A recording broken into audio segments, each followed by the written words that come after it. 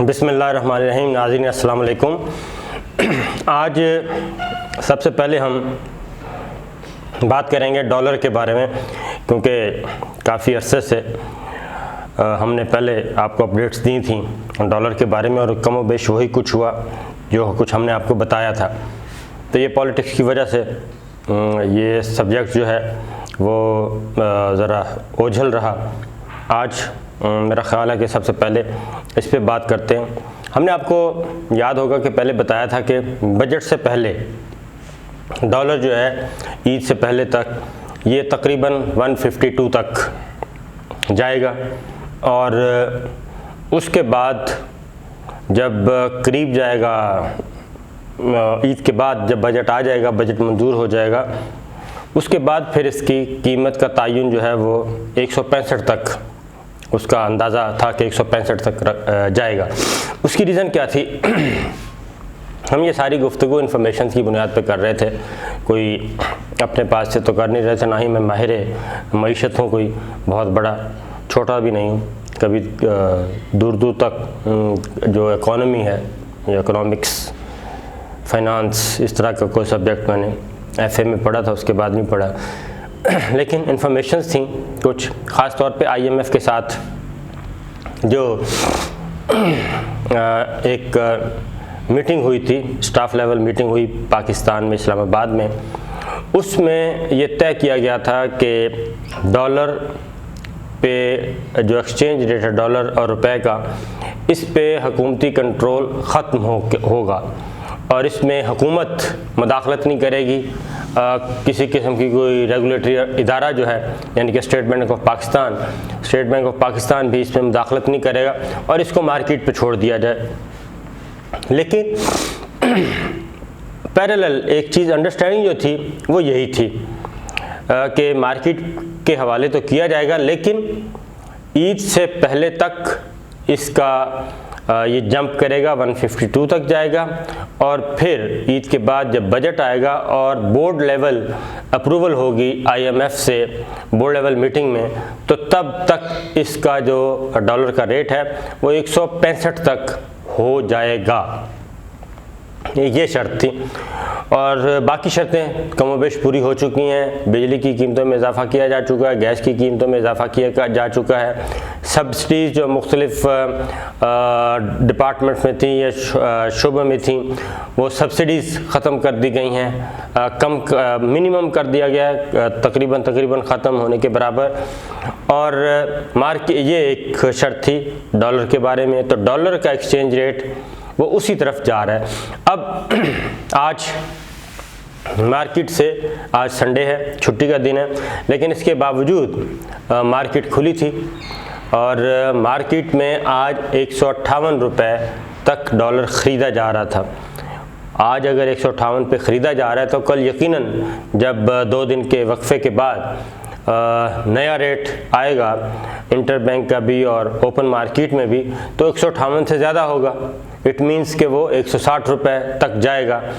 तो इतलात ये हैं, इंफॉर्मेशन ये हैं कि ये 160 और 165 रुपये के दरमियान इन बिटवीन कहीं रुकेगा। और फिर अगर एक और चीज़ बता दूं कि अब ये भी सोचा जा रहा है कि IMF का पैकेज लिया जाना चाहिए, क्योंकि पैरेलल कुछ मालियाती इदारों ने ये ऑफ़र की है कि इससे कम नरम शराइत पे आप हमारे साथ बात कर लें, हम आपको देने के लिए तैयार हैं।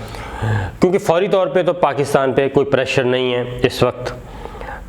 जो प्रेशर था वो रिलीज़ हो चुका है और सऊदी अरब की तरफ से ख़ास तौर पे 3 साल के लिए डेफर पेमेंट पे जो फ्यूल मिलेगा 3.2 अरब डॉलर सालाना और 10.6 अरब डॉलर का 3 सालों में, वो एक बहुत बड़ा रिलीफ था।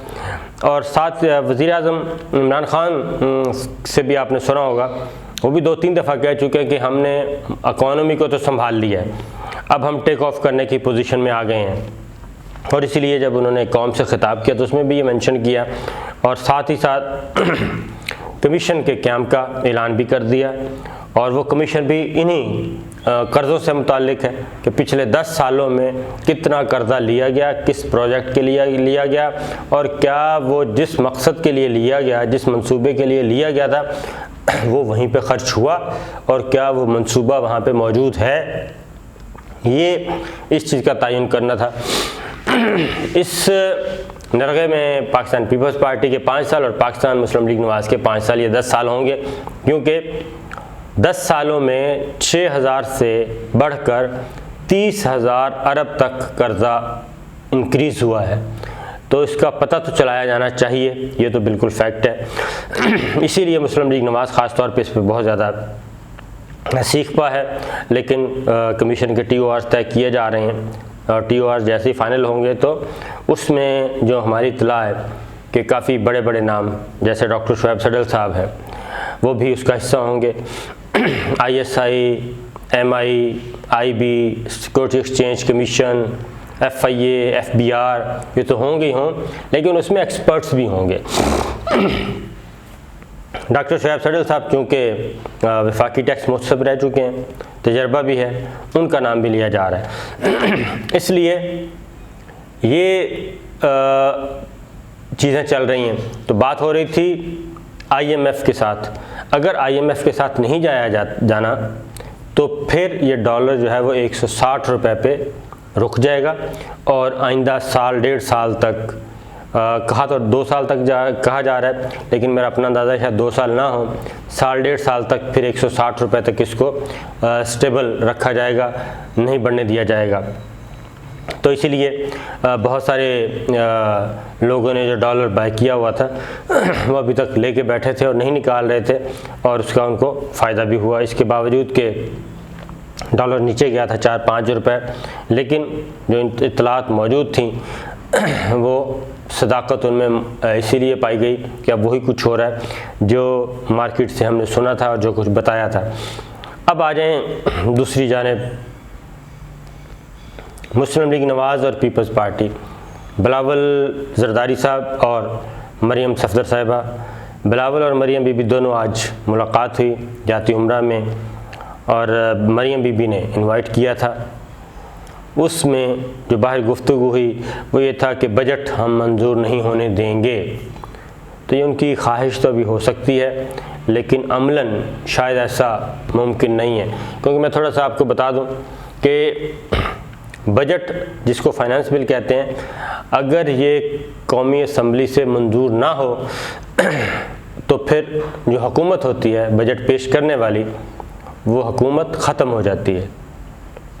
अगर बजट ये रिजेक्ट हो गया फाइनेंस बिल की सूरत में, जब कौमी असम्बली में पास करवाया जाएगा, अभी तो बहस ही शुरू नहीं होगी, हल्ला गुल्ला चल रहा है, बहस ही शुरू नहीं हो सकी, तो अगर ये इसी तरह हल्ला गुल्ला रहा तो फिर हुकूमत के पास एक हथियार होता है, वो ये है कि अपोजिशन शोर मचाती रहे, हुकूमत बजट उसी शोर शराबे में मंजूर करवा लेती है और थोड़ा सा मसल दिखाने पड़ते हैं पार्लियामेंट में, कौमी असम्बली में, लेकिन बजट मंजूर हो जाता है क्योंकि अपोजिशन तो इसका हिस्सा बन ही नहीं रही और ना ही कुछ कभी कभी लगता है उसको बनने नहीं दिया जा रहा।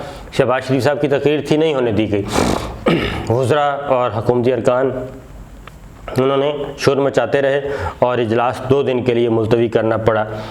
तो इसलिए अमलन अभी तक बजट पे बहस ही शुरू नहीं हुई। और फिर जो बिलावल साहब और मरियम बीबी ने कहा कि हम बजट मंजूर नहीं होने देंगे, वो मुझे लगता नहीं है। उसकी रीज़न ये है कि बजट मंजूर होता है, इसको कुल ऐवान की सादा अक्सरियत की ज़रूरत नहीं होती। उस वक्त अरकान ऐवान में कितने मौजूद हैं, अगर फॉर एग्ज़ाम्पल 342 का ऐवान है, तो अगर उस वक्त 342 के बजाय 250 अरकान मौजूद हैं, तो 250 अरकान में से 126 अरकान की ज़रूरत है कि वो बजट के हक़ में वोट दे दें। 126 अरकान अगर वोट दे देंगे तो समझें आपका बजट मंजूर हो गया, क्योंकि वरना अक्सरियत ज़ाहिर करना तो फिर अपोजिशन को करना पड़ेगा। मुस्लिम लीग नवाज़ सब की सब हो, पीपल्स पार्टी सारी की सारी हो, फिर BNP मैंगल जिसके बारे में कहा जाए, फिर कोई और इत्तेहादी जमात के अरकान, फिर PTI के अरकान, इस तरह से इनको तकरीबन 20 वोट फिर भी दरकार होंगे। अगर वो 15-20 वोट नहीं होते और इनकी तादाद भी पूरी नहीं होती तो बहुत मुश्किल है, नामुमकिन है कि ये अपने इस दावे में सच्चे होंगे। उसकी रीज़न एक और भी बता दूं कि बिलावल की मुलाकात हुई है मरियम बीबी से, और आज जो जाती उम्रा में हमने माहौल देखा उसमें शहबाज शरीफ साहब के लाइक माइंडेड उसके ग्रुप के लोग नहीं थे, बल्कि सिर्फ़ और सिर्फ जाती उम्रा में मरियम बीबी ने उन लोगों को इनवाइट किया था अपनी पार्टी के भी जो उनकी आवाज़ है, जो उनके नैरेटिव को या नवाज शरीफ साहब के नैरेटिव को लेकर आगे बढ़ रहे हैं। उसमें राना सनाउल्लाह साहब हैं, परवेज़ रशीद साहब हैं, गवर्नर साबिक़ गवर्नर ज़ुबैर साहब थे, ये लोग हमें नज़र आए, और मरियम औरंगज़ेब साहिबा। लेकिन इसके अलावा जो समझा जाता है कि आवाज़ है शहबाज शरीफ साहब की, या शहबाज शरीफ साहब खड़े हैं मरियम बीबी और नवाज शरीफ साहब के नैरेटिव को आगे नहीं बढ़ा रहे, उनमें से हमें कोई नज़र नहीं आया इस मुलाकात में। तो इसलिए मुस्लिम लीग नवाज़ भी अभी डिवाइड है, और उसकी रीज़न ये है कि मरियम बीबी ये समझते हैं, कहें या ना कहें, लेकिन ये समझते ज़रूर हैं कि शहबाज शरीफ साहब कहीं ना कहीं से कुछ ना कुछ रियायतें हासिल कर रहे हैं, क्योंकि वो इंग्लैंड जाते हैं, वापस आ जाते हैं, और उन पे वो सख्तियाँ नहीं आ रही जो कि नवाज शरीफ साहब और उनकी फैमिली पे हैं, क्योंकि नवाज शरीफ साहब को सज़ा हो चुकी है, मरियम बीबी को सज़ा हो चुकी है, इसहाक डार साहब मफरूर हैं, मतलूब हैं, एहसन नवाज़, हुसैन नवाज़ साहब सारे। तो ये चीज़ इधर नहीं है, तो उनको कुछ शुबा है, इसी शुबे की वजह से अब ये सारा कुछ रुका हुआ है।